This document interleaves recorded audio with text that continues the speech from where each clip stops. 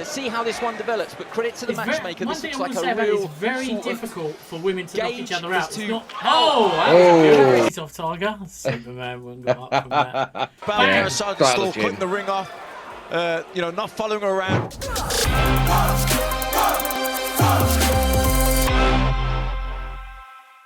Hi guys, we want you to share our content. Simply like, subscribe or follow our channels on all social media outlets. The more people you tag, the more posts you make, the more chance you've got of winning. We're giving away 5 $50 prizes. Get boxing! Hi guys, and welcome back to an episode of Got Chinned, where we go over the boxing events of the weekend and all of the knockouts and knockdowns. I'm with my good pal Max. How you doing, bud? Yes, I'm all good, sitting in the comfy of my own home. Yeah, he said in my house. Or Liverpool. In Liverpool, yeah. No, it was quite a good weekend at Liverpool, I have to say. Very nice people there. We got to talk to a couple of nice people in the bar. Yes. I do hope she gets her teeth sorted. Didn't stop being so swollen. Bless her heart. It must have been difficult. Don't forget, guys, if you want to join in the chat, please do so. You can talk to us here, and we're more than happy to go through. So we're going to start off, my friend, with William Cruller versus Martin Shaw. And William Cruller is, of course, the younger brother of Anthony $2 Cruller. So it was a great fight. It was on the undercard of Catteral versus Linares. There was a TKO moment in finishing round right one, hand there was a cracking and it was shot. a beautiful right hand over the top, and he just didn't let just go. a lazy did he? jab on it from Shaw, and Connor just dipped the shoulder, dipped that right hand over the top. And from there on in, then he was just headhunting, looking for the finish, and Shaw dipping from the waist, bobbing and weaving, trying to survive. The referee pulled him apart. What a beautiful right overhand. One left on the chin. His eyes are everywhere. Another left. Landed a good shot and got a good finish, so he'll be happy with that one. It's all over him like cheap soup, to see Brother Anthony walk over to near our commentary desk. It was a great shot, and the referee stepping in. Fans. Just seeing the last finish there, there was a long left hook there, just a really filling shot. He was. So, guys, when we talk about these fights, we actually can see them. So on the published event, you will be able to see them as well. Now, what I would like to say, William Cruller, I mean, we had a talk, very, very nice young man, coming into the game a little bit late. He had a career break from boxing for about 5 to 7 years. But he demonstrated there that he didn't have any miles on the clock and he was good to go. Yeah, he showed it, As soon as the bell went, he was in there and he was throwing some good punches, and every one, what landed was nice and clean, and he rocked the geezer in the first punch. And, he didn't let off. He got him into that corner, and he just unleashed a decent combo a few times, and the ref just no, come on, you've got to save you here, mate. Well, I think as well. I mean, he hit him with a lovely right hand and a left hook to the chin, and I think he was absolutely out on his feet. But he was still fighting back at that point. Sometimes fighters are too brave for their own good, and Martin Shaw was listen, what fighter wants to just quit in the ring? It's unheard of. They just don't want it, do they? Is it unheard of? Well, no, it ain't unheard of. I'll take that back. But 9 times out of 10, a boxer don't want to quit in that ring. Whether they're out on their feet, they still won't have it. Yeah, and I think you're absolutely right. And William, he spoke to us before the fight. He wanted this guy to bring him a challenge. He really wanted it. The guy's obviously a journeyman. He had a good win the week before. But there is levels in this game. And quite clearly, Will was miles above. Yes, definitely. And I think his next fight, it can come up a couple of levels, I think. And someone has given him a bit more of a test. Don't you think? Well, I mean, when you destroy a fighter in the first round, everyone wants to see brutal knockouts. Of course they do. That everyone walks away from, I would hasten to add in that. But there was a complete mismatch there. But on the same token, it was a fantastic display by William. And we're looking forward to following up with you. And we're looking forward to seeing you again in the next fight and outing, of course. And, that's where we really wanted to have another one by the end of the year. It showed he had the minerals, he's got the combos, and he's ready for the next step. Definitely. Absolutely. And Max wanted to give him a bit of advice. He said, go and phone up AJ and show him how to throw a combo. Yes, that's right. Yeah. But he's a new breed. He's a new breed of heavyweight. Yeah, it is. So anyway, great performance from Will. thank you very much for talking to us before the show at the press conference. Yeah, We'd very and much a like great entertaining fight for the first 2 minutes. well, yeah, for the first few minutes it actually landed. But you want knockouts, he delivered it. Referee stopped in, perfect Brilliant. decision. Absolutely perfect. Okay, so Paddy Lacey versus Owen Kirk. This was another good fight. Paddy. 9 fights in, but in a decent fight here against a guy with a winning record. 3 wins, 1 loss, punch 2 where he draws, gives so him it could be a good fight. Perfect. Yeah. I loved it. Naturally aggressive, Kirk. Yeah, it was. Likes to push forward on the front foot, though. He's being pushed back pushed him in the by corner. Paddy Lacey, just backing Kirk into the red that corner. bounce. Oh, it's a lovely left to the What body. a left push to the body. You heard him scream out. Paddy Lacey. Body rocker. Right under that right elbow of Kirk. He called it No, I liver don't quiver. think he's going to make the Yeah, count. liver quiver, yeah. Start. What a finish from Paddy Lacey. Yeah, listen, I felt that, and I was 300 miles away. that rocked your liver. Yeah. Yeah. I mean, Paddy, in the press conference, Edward forgot about Paddy Lacey at the front. He was sat in front of me, didn't arrive late. No. So he was there and he just ignored him. And he didn't, not really. Yeah. He apologised profusely. But you Yeah, couldn't ignore... you had to get a little note slip to him saying, Yeah. you forgot we see Daniel in his wings going, best tell him, and a note got slipped, didn't it? Yeah.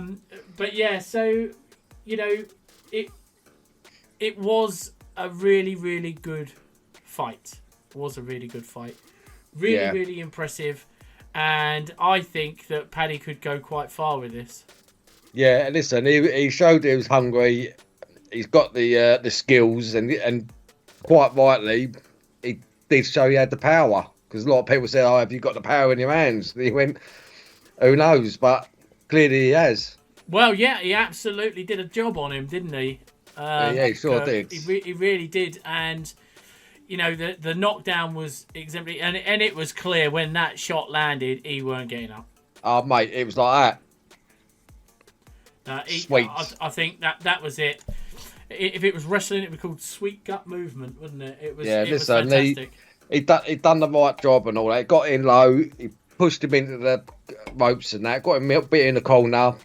He worked him in the head, and his hands went up. And when his hands went up, he cracked him straight up in the liver.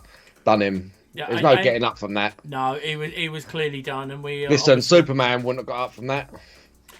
All right, ease off, Tiger. Ease off, Tiger. Superman wouldn't go up from that.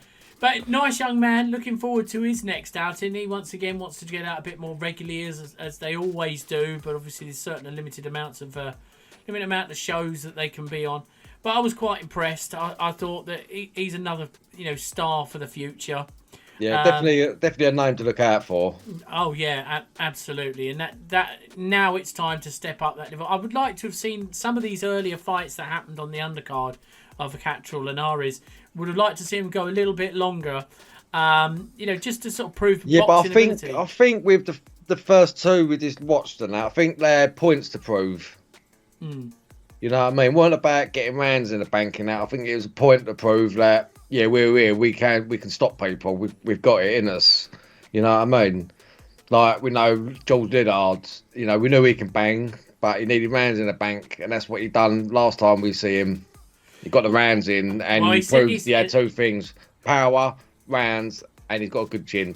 And that's what it's about, proving for these young fighters. Okay, Yeah. So on with the next one. It is Campbell Hatton versus Jamie Sampson. This was a very disappointing finish. Yeah.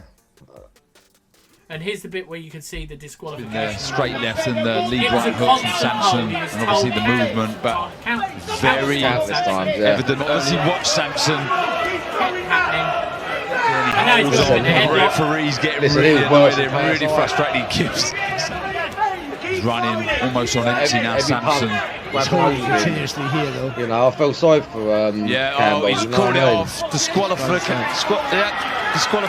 I mean, he must have warned him about 1,000,000 times. Listen, and he had 2 points taken off him at separate times.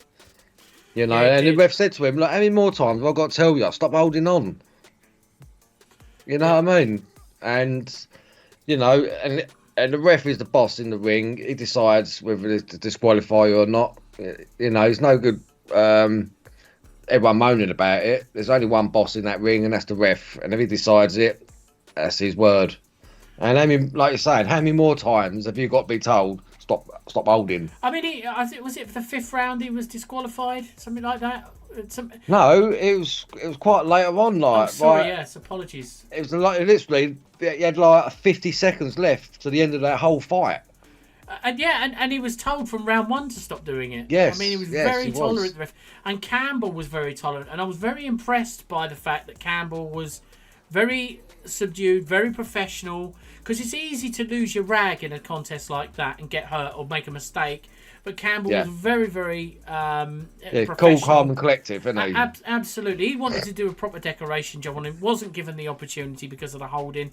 And I just think that, you know, Campbell said he was disappointed at the end because he had a lot to prove. I mean, the fact that he's been thrown into the mix really early. I think his pro debut fight, he was on the, second on, on the main chief support, similar to Prince Nassim's son, but it's only because of their fathers. Do you know what I mean? Yeah. And that adds that mounting amount of pressure. So Campbell actually training with Uncle Matthew is coming on leaps and bounds. I'm really impressed by what I've actually seen with him, and it'd be great to catch up with Campbell when we next see him at his next fight. Yeah, and I hope that his next fight is.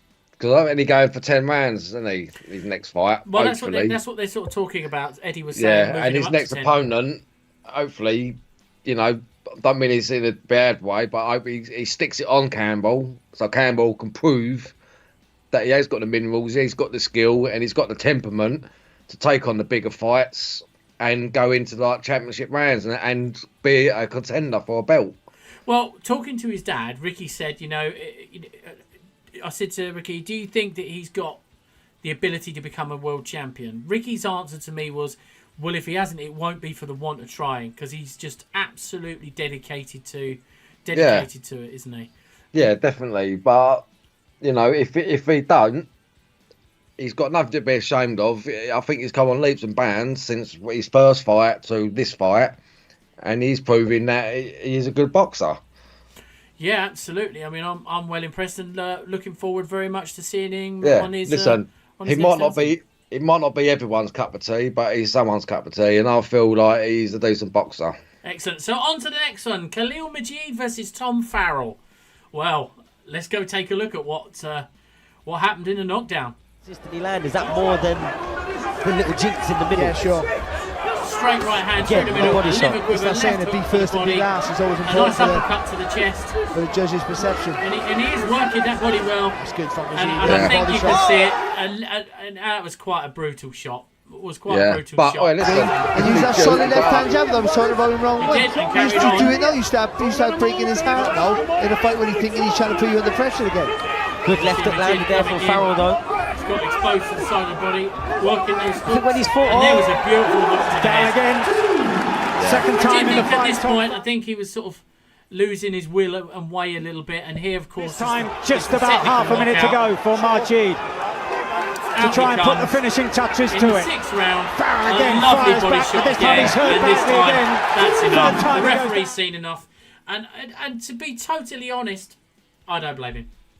Yeah, listen, when you're getting beat up like that and you're constantly being put down, you've got to call it just for the safety of the fighter at the end of the day. Clearly the other boxer was the better, more skillful, more power, doing damage. And the referee, he's got to make a decision, let the fight carry on, or does he live through the consequences that something bad could have happened to that boxer and he could have stopped it any time, but he didn't. If you know what I mean. Well, right? I'll make you right with that, and I think fantastic fight, and I'd just like to look forward to seeing Khalil Majid again. Okay, so on to Aqib Faraz versus Reece Bellotti, and this didn't go how everyone thought it was going to go. No. That's a shame, isn't it? Here comes the knockdown. Put yourself in a safe place.